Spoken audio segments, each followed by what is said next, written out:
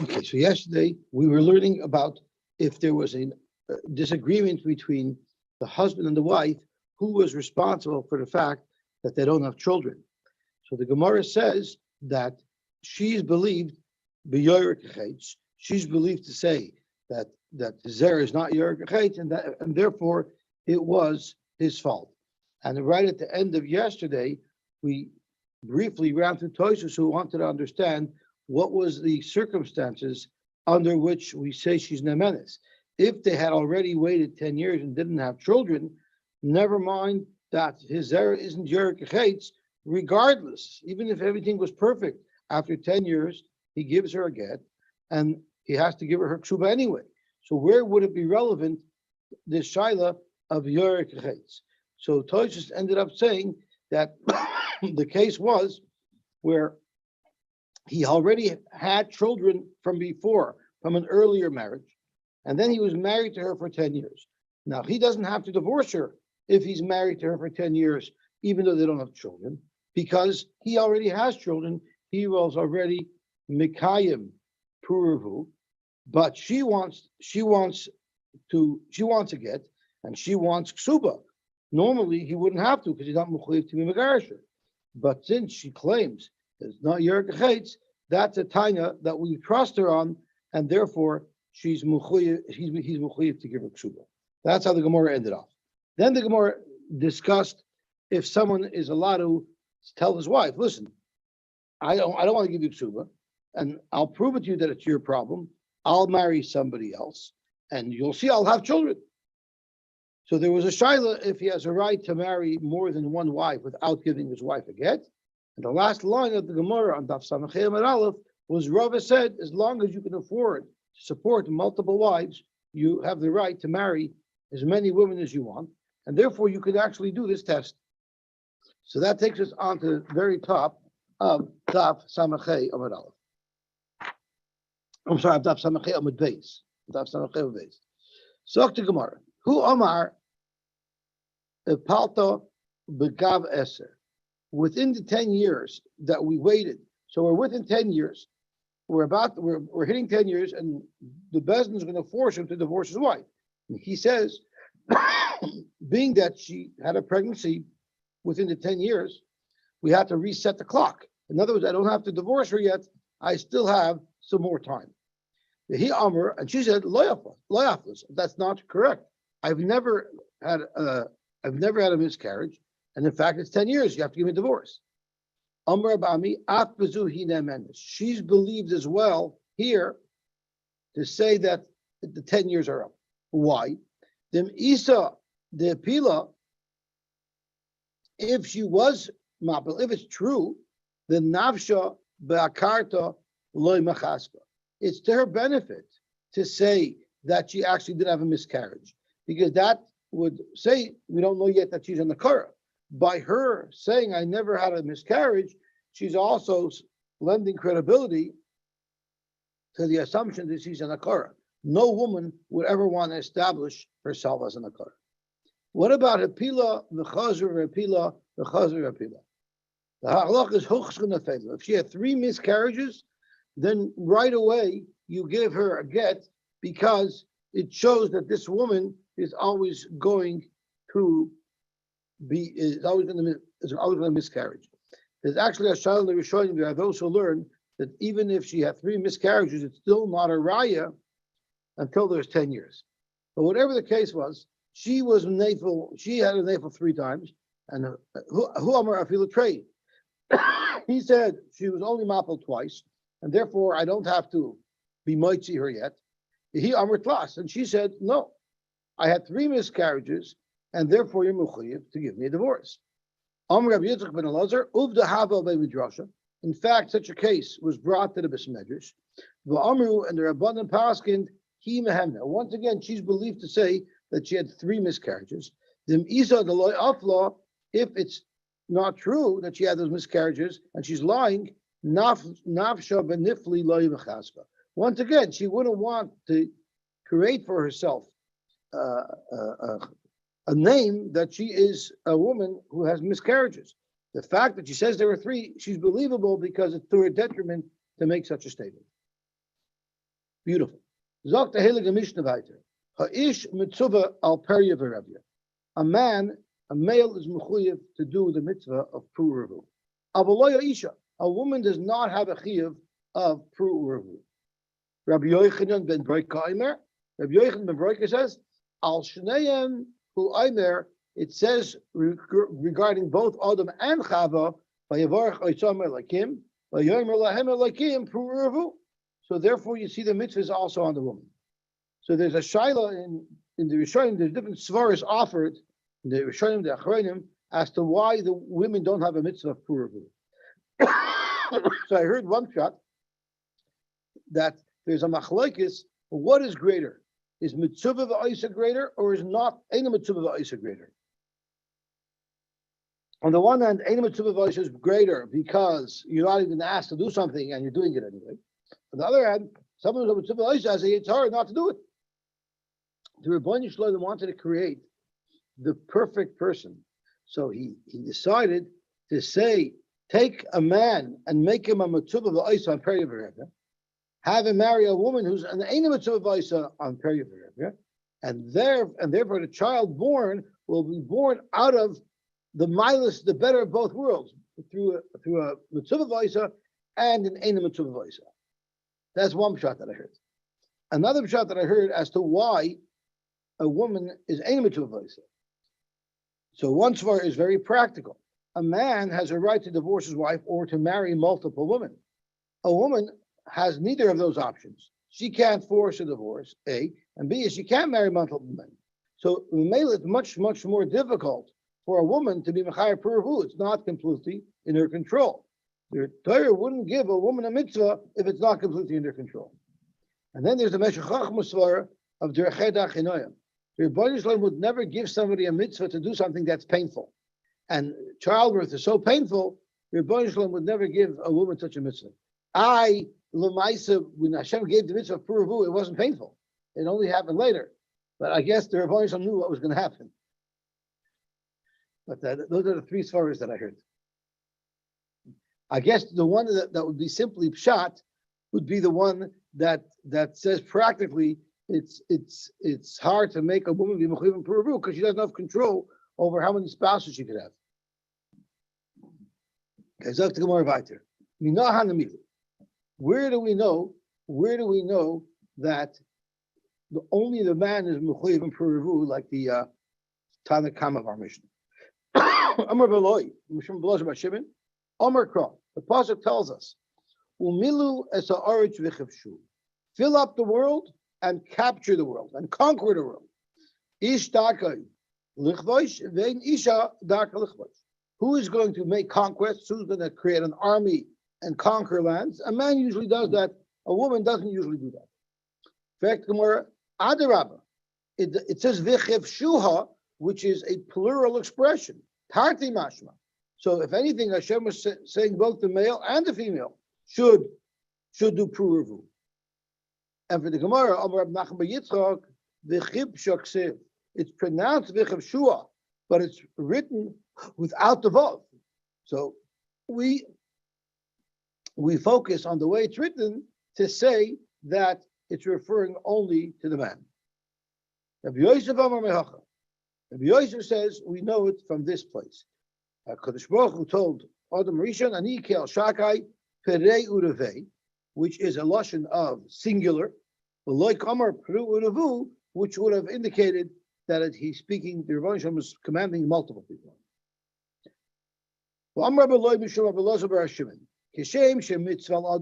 Okay, so now that we quoted a thought from Rabbi Loi in the name of Rabbi Shimon, the Gemara goes off on a tangent and quotes another interesting thought that Rabbi Loi said in the name of Rabbi Shimon. And he said as follows: the same way it's a mitzvah to give somebody musar if somebody's going to listen. Like Rashi says, which means to give musar to somebody who would actually accept it from him. So too, it's a mitzvah for someone to refrain from giving musar if it won't be listened to. And there's a lot of talk in the poskim how this works. There are those who learn that maybe if this is only for a Rabbanon, but if it's a mitzvah d'oraisa, you're mechuyev to tell them. So there's a lot of Torah, halacha l'maisa, when you're mechuyev to give musar and when not. But there's cases where even it's a davar that's not nishma, you're mechuyev to continue to give musar. Rav Abba Amar Chayva. Rav Abba says that there's a chiyuv not to. There's a chiyuv not to. It's not just a mitzvah, but there's a chiyuv not to say anything if you won't be listened to. Shenemar al techiach leitz pen yisnaeka hacheach lechacham biyavecha. Don't give musar to a letz who's just going to hate you. Give musar to a chacham who's going to appreciate your guidance. You're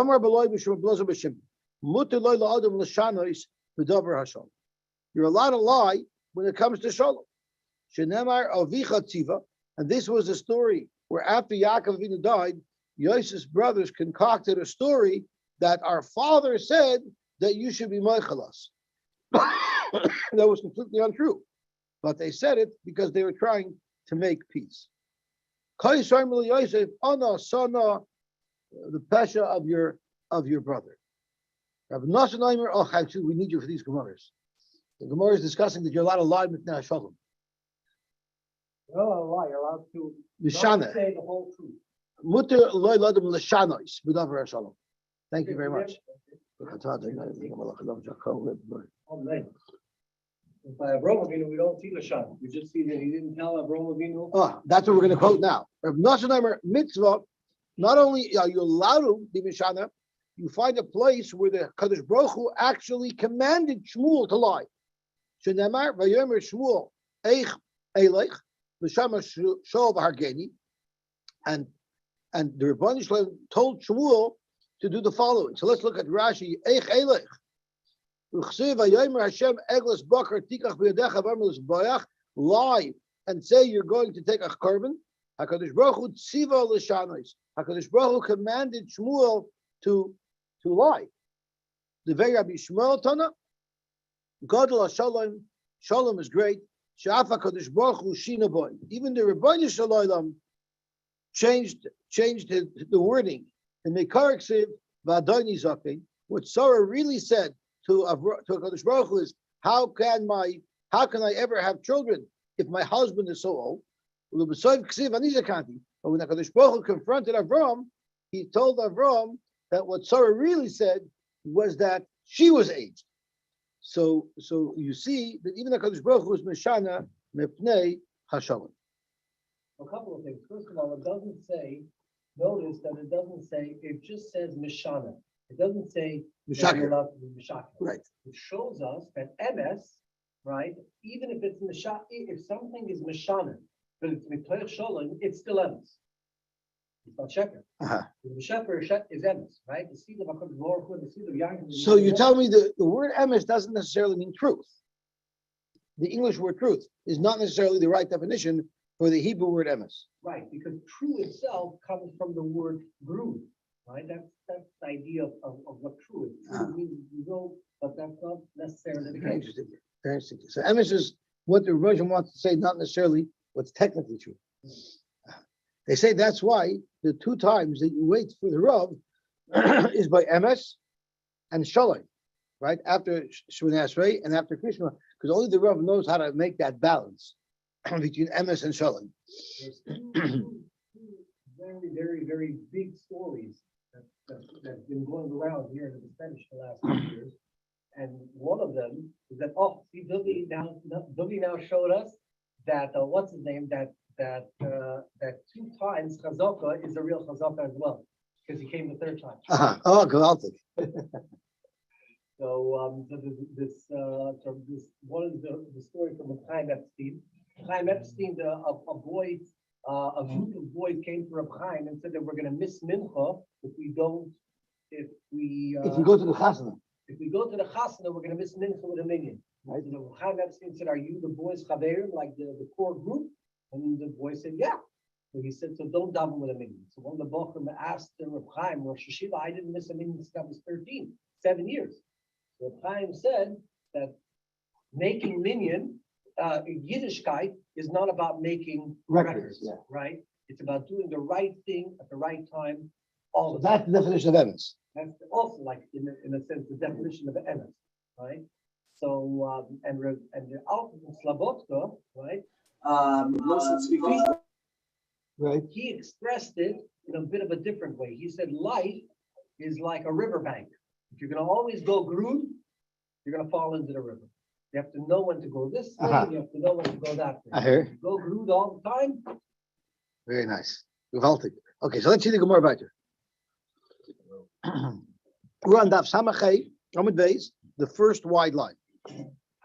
Zok the Heilige Gemara. Rabbi Yochanan ben Broika Omer. Rabbi Yochanan ben said that not only is a man mechuyev on Pru U'rvu, a woman is also mechuyev in Pru U'rvu. Itma. Rabbi Yochanan and Rabbi Yeshua ben Levi. Chad Omar halacha Rabbi Yochanan ben Broika. One of these two Amiroim said halacha is like Rabbi Yochanan ben Broika, who says a lady's mechuyev in Pru U'rvu. Chad Omar ain't halacha Rabbi Yochanan ben Broika, and therefore only a man is mechuyev in Pru U'rvu. This time, let's try to bring a raya. Rabbi Yochanan who the Omar ain't halacha. Let's say Rabbi Yochanan holds we don't paskin like Rabbi Yochanan ben Broika. So Rabbi Yochanan does not hold like his namesake. He holds that only a man is mechuyev in Pru U'rvu. Why? The Yosef Rabbi Vo v'Kamar b'Shmei Rabbi Yochanan. Rabbi Vo said in the name of Rabbi Yochanan halacha. So Rabbi Vo was saying shir. Now Rashi tells us Rabbi Vo was very connected to the government, and if you crossed him, he can have you eliminated. And he was saying a shir one day, and he was saying in his shir over something that he heard from Rabbi Yochanan. And what did he say in the name of Rabbi Yochanan? Halacha. That Rabbi Yochanan said that halacha is like Rabbi Yochanan ben Broika, and both a man and a woman are mechuyev in Pru U'rvu. And who was in that shir? Rav Ami and Rav Asi. V'adrini Rav Ami Rav Asi lapayu. They turned around. Instead of protesting, saying, Rebbe, it's not true what you're saying, they didn't want to contradict their Rebbe because he could have him bumped off because he was so powerful. So instead, they just turned around to express their displeasure in what their Rebbe was saying because they knew their Rebbe was wrong. In fact, Rabbi Yochanan did not paskin like Rabbi Yochanan ben Broika. Rabbi Yochanan paskin that only a man is mechuyev in Pru U'rvu. So that's why they turned around.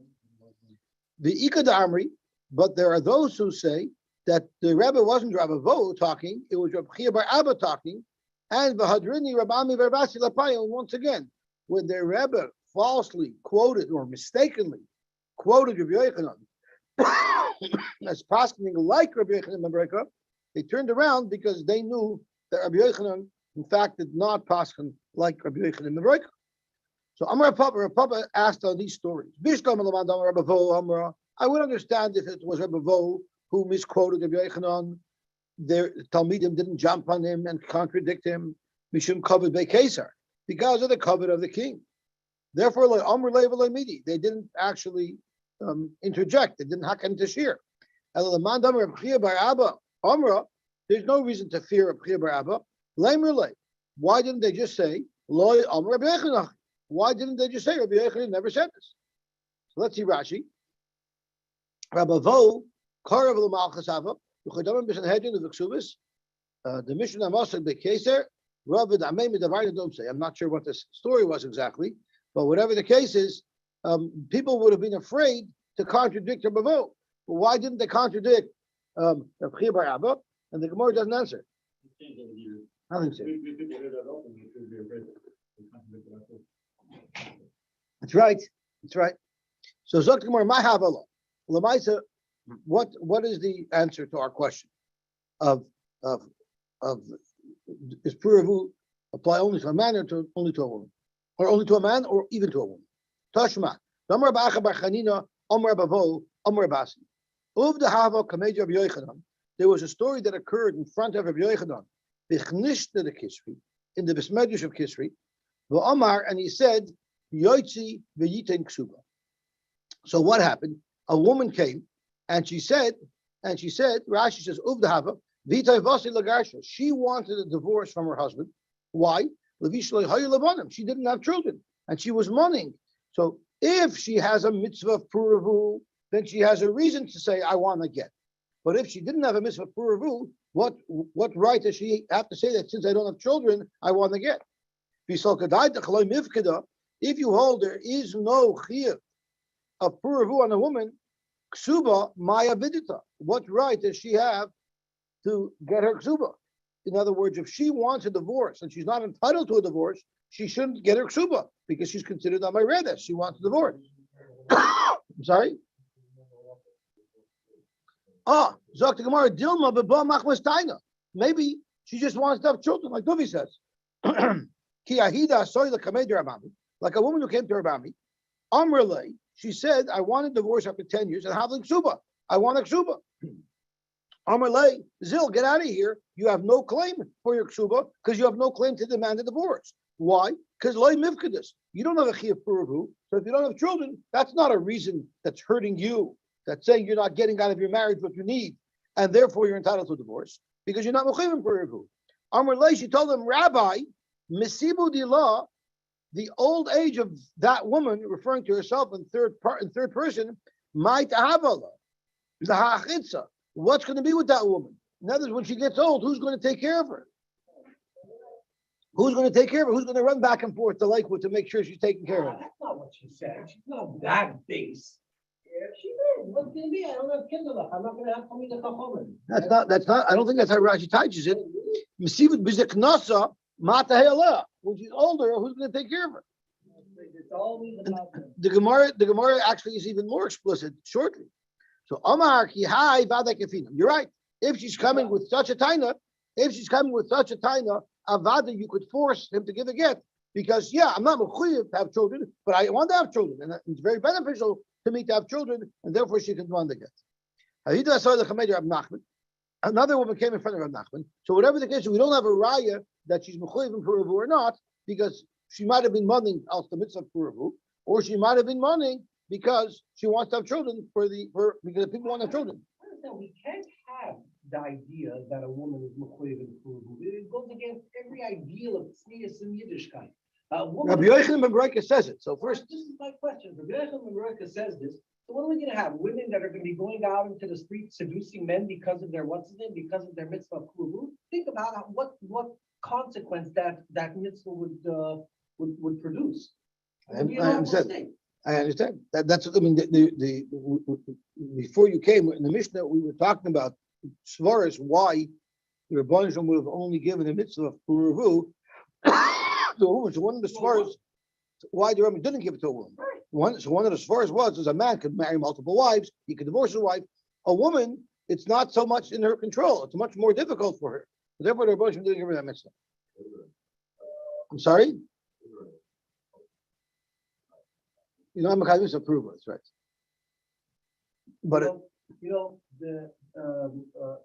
some kind of a tzaddik who said that the Arabs were given the mitzvah, not given, but the Arabs were influenced to give the mitzvah to do milah because they're wild animals. It's a peril on them. You could imagine how wild they would be if this is great for YouTube, right? Imagine how wild they would be if they wouldn't have milah. Right. So we have all kinds of headaches, right? Within Yiddishkeit, between men and women, right? Could you imagine how many more headaches we would have if they would have a mitzvah Pru U'rvu? I hear Ahida soy the Kamei Rab Nachman. A woman came to Rab Nachman also demanding a get and ksuba from her husband. Amrla, why should you be able to demand a get? Loi mifkadas. Amrla, she told her as follows. So listen to this, Chaim.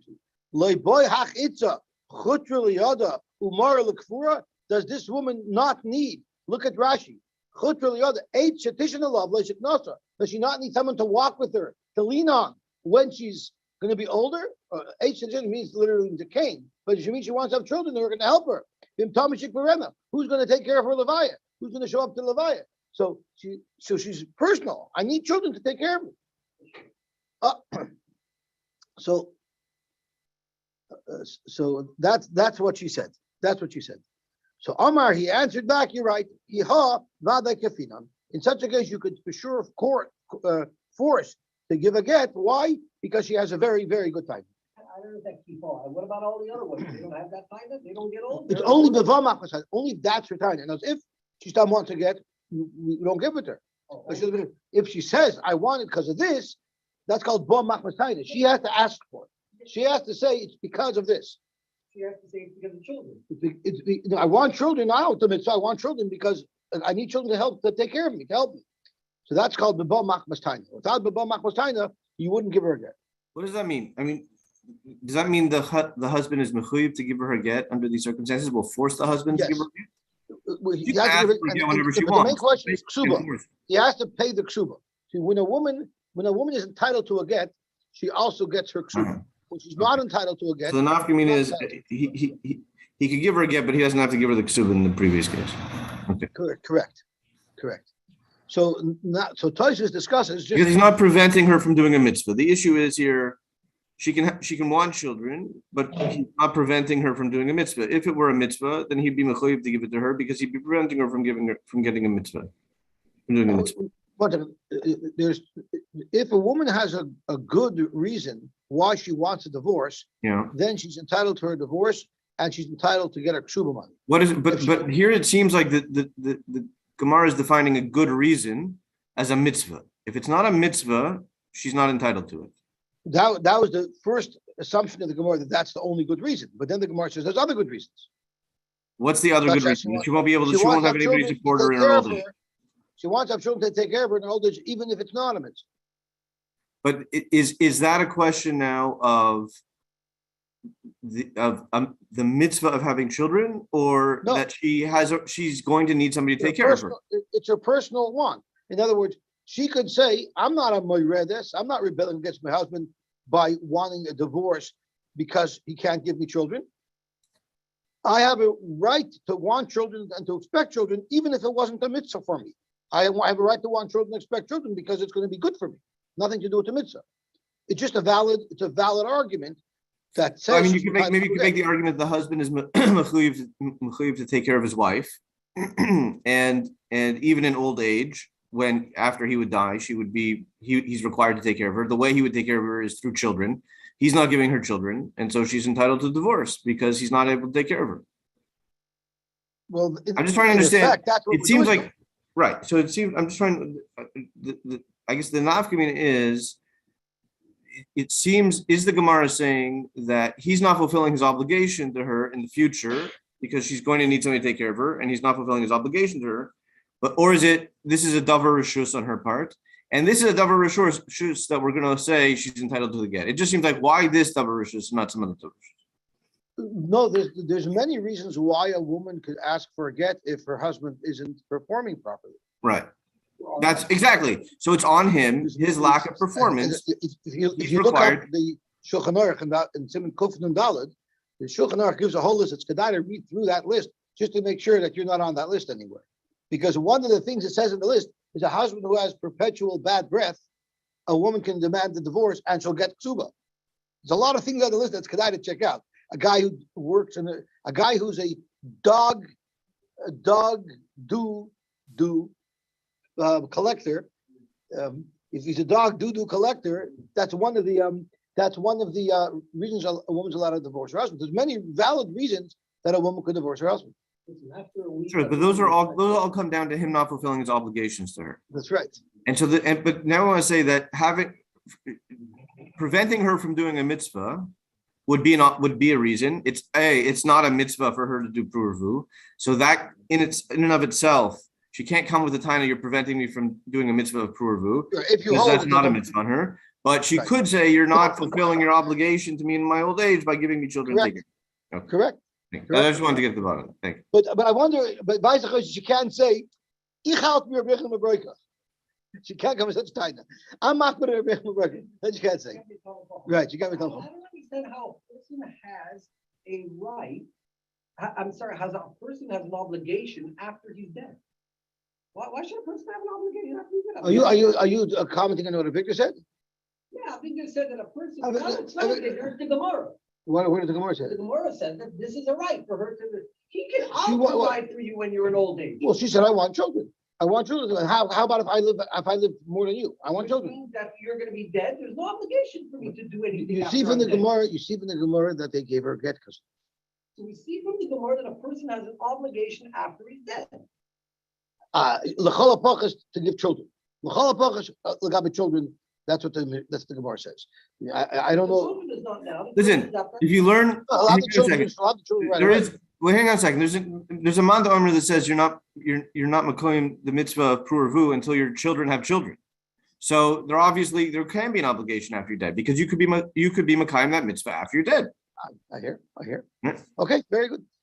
If we're talking about the different reasons why a woman's allowed to demand the get from her husband, there's a long list of items. So one of the items in the list is someone who hits his wife, and the Ramah says it's not the Jewish way to hit your wife. Then the Ramah says unless she curses you out and she curses out your parents, then maybe that's justification to hit her. But I don't think you shouldn't hit her. So it's interesting that whenever a man is mechuyev to give a get, it cannot be a get ma'usa. We know a forced get is not a good get.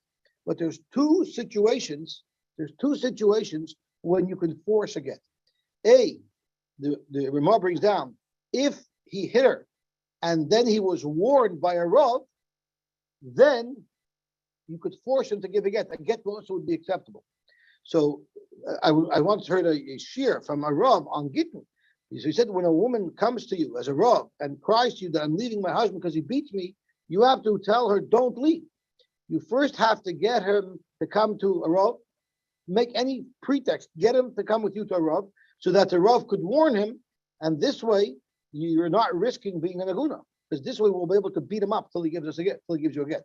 So that's very, very important. And the other time you're allowed to force a man to give a get Musa, is if he's endangering her life. For instance, if he's sleeping around and he's in danger of contracting a disease that he might share with her, that's also a reason why you're allowed to beat him up.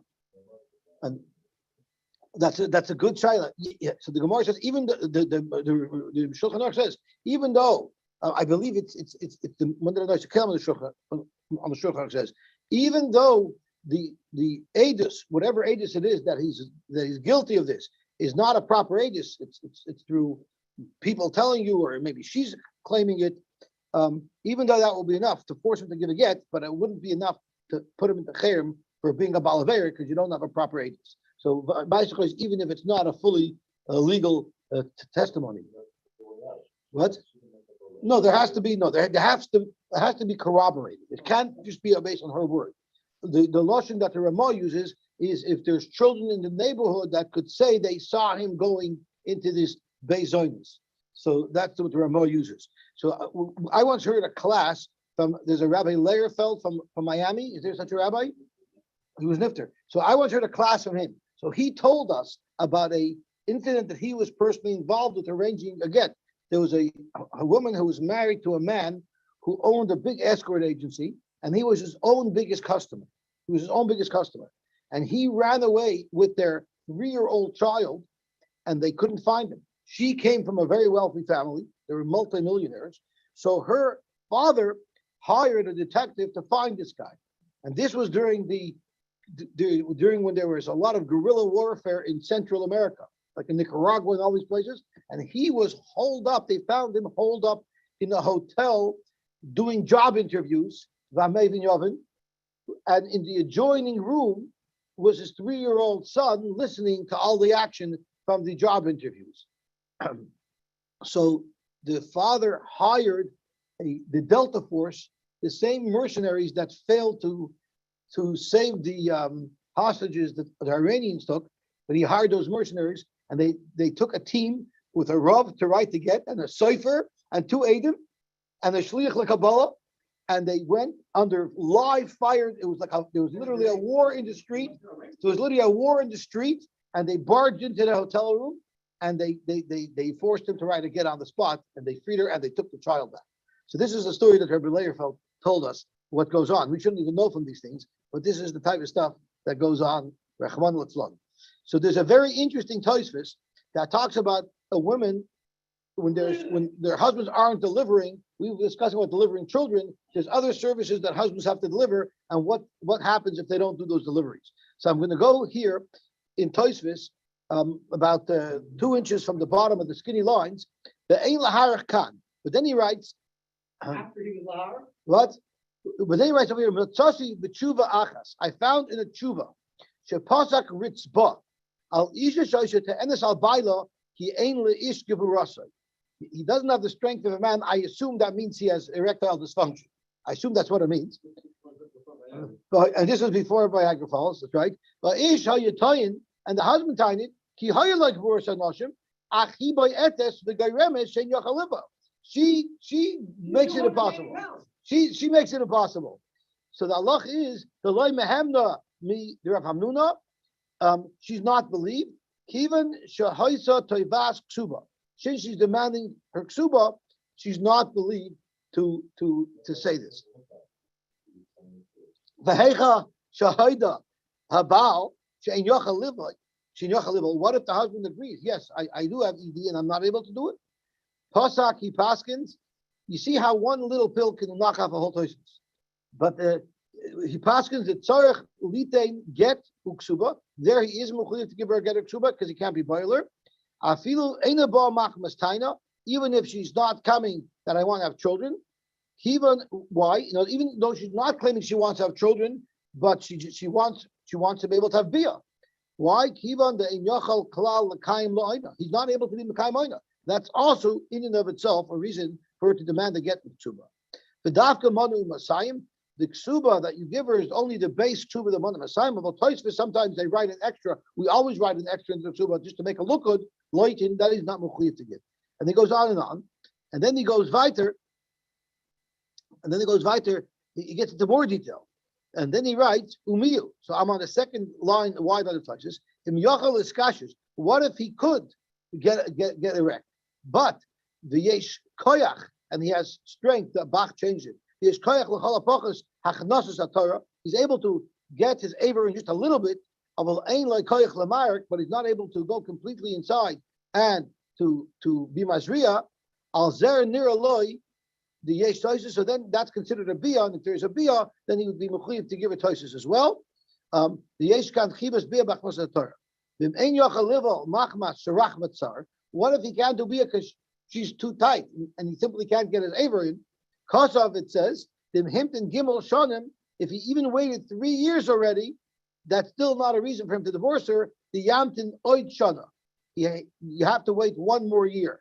But Afal Akishu Kosav, She'ela Lamayer Lister Binyona. She shouldn't be so eager to throw out her marriage and to break down her life.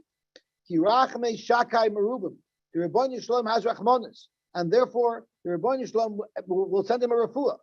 Mitam the pasuk rach the toises b'machasayna. So he goes on and on, but he says it's very interesting how these are all reasons why a woman could demand a get. Okay, let's see the Gemara right. Yehuda v'Chizkiya to whom Yehuda and Chizkiya were twins. They were the sons of Reb Chia. Echad nigmar atzirasa l'sayf sisha. One of them was completely completed at the end of 9 months. And the other twin was completed earlier. I'm not sure how that works. The Messias, we have to speak to a doctor to understand these things. What happened was Yehudis the Vissel Reb Chia, Yehudis was Reb Chia's wife. Yehudis the Vissel Reb Chia, Hava Tsar Leda. She had a pregnancy and it caused her a lot of pain or the birth, and she didn't want to go through it again. So what did she do? She needed to ask the Rav if she could use birth control because she didn't want to get pregnant again. But the Rav was her husband. So what was she supposed to do? So Shanoyimona, she dressed up. She put on different clothing so that her husband shouldn't recognize her. She said she's asking for a friend, right? Or she spoof called him. She came to Reb Chia. Amar, she said, it's a period is a woman mechuyev on period of Amar laloi. He said no. So she said, okay, Ozla ishti samada karta. She went and she drank a sam that made her into the kar. L'soif igloi milsa. Then he found out that it was his own wife who he passed for. Amar laloi said, what a shame. Eichel yoldas lichada kar sachrisa.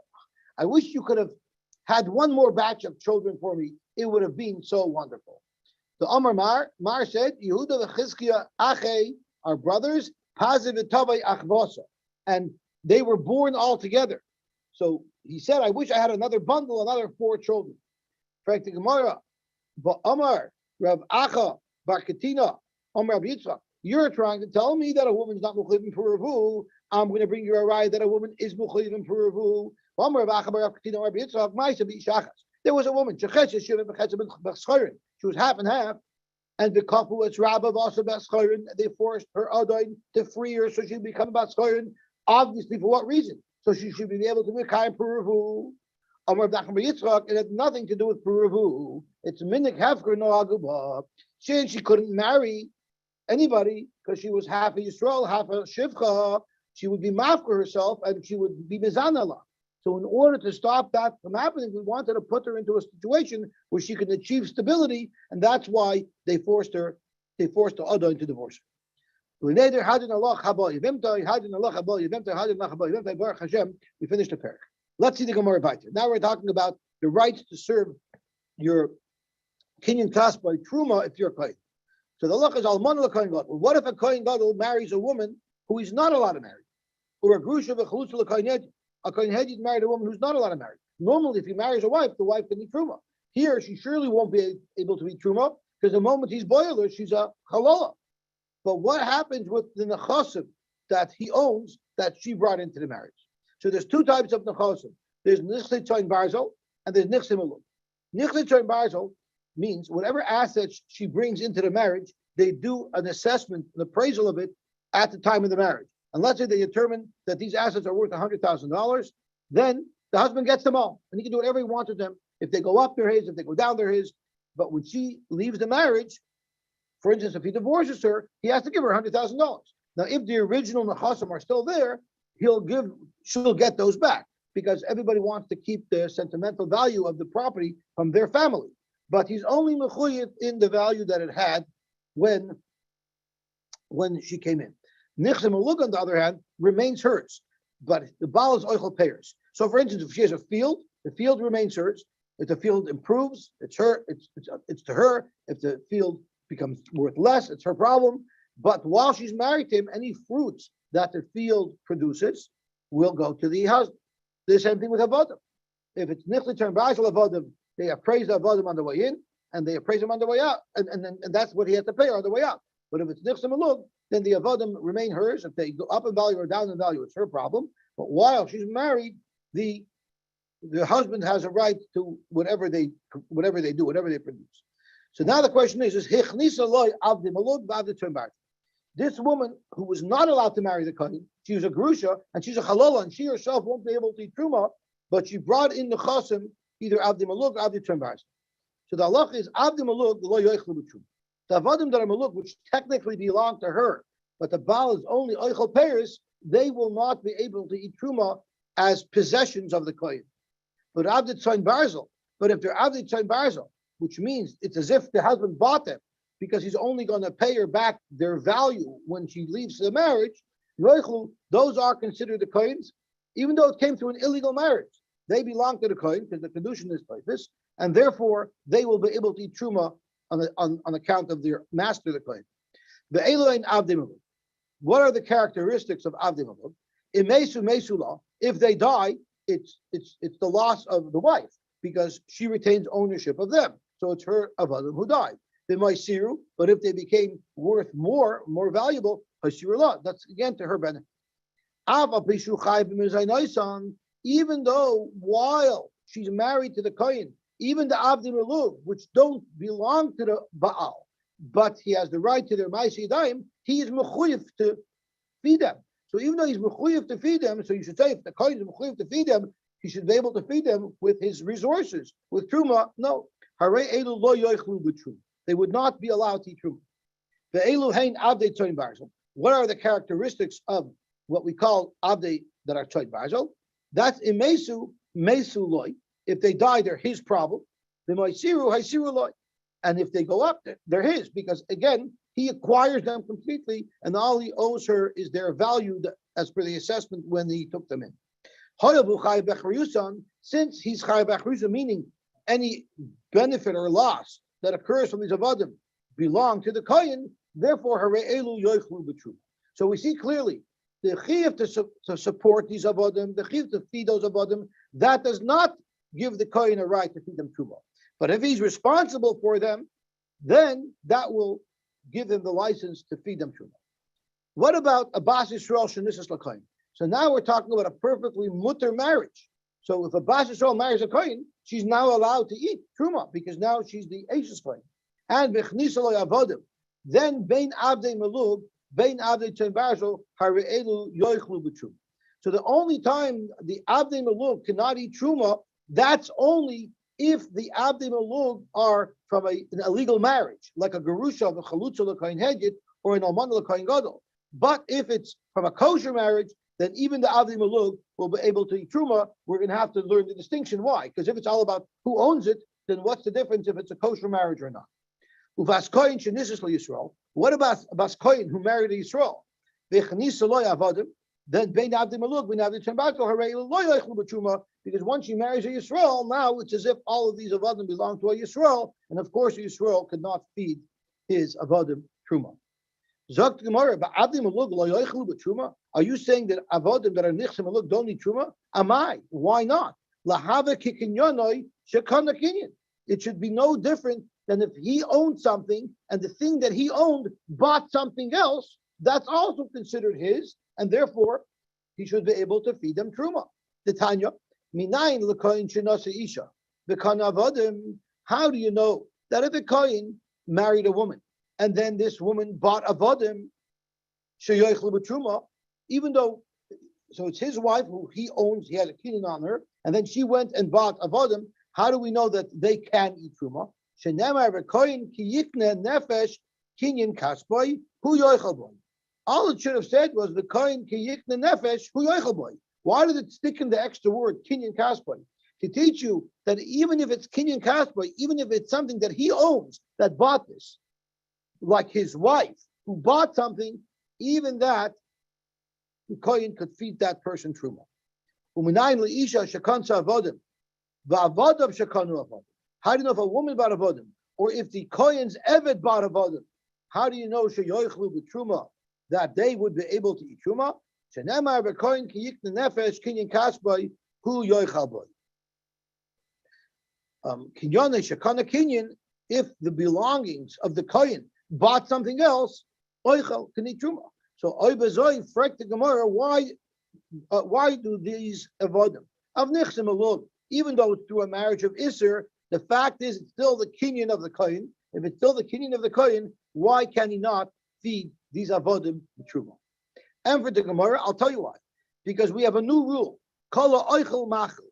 Somebody who they themselves can eat truma, like a woman who's married to a kohen, machel, she'll be able to cause something that she buys, like her avodim, to eat truma. But kol she'eina oichel, since this woman herself cannot eat truma, because she's a halala, she was not allowed to marry the kohen. She was a grusha, l'kohen hedjit, or she was an almon l'kohen gadol. So by marrying the kohen, she becomes permanently disqualified from eating truma.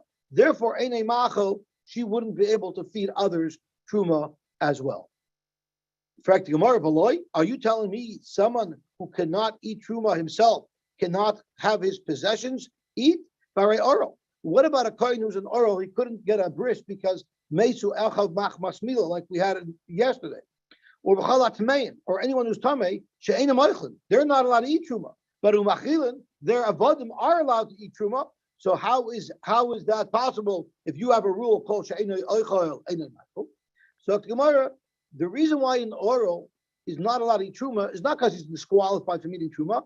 It's like he has a sore in his mouth. He can't put food into his mouth.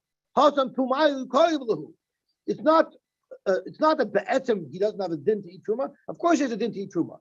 But the problem is he has a wound, he can't eat it. There's some outside force preventing him from eating it. But technically he's someone with the rights to truma, and therefore his avodim will eat truma. Mashiach, this woman who's a halala, she doesn't have the rights to eat truma, therefore her avodim could not eat truma. Okay, everyone's looking at the clock, so we'll stop here, Bez Hashem, and we'll be mamshech tomorrow. Slowly but surely, the Lubliner, the Daf Yomi is catching up to us. Okay, have a wonderful, wonderful day. Shkoyach.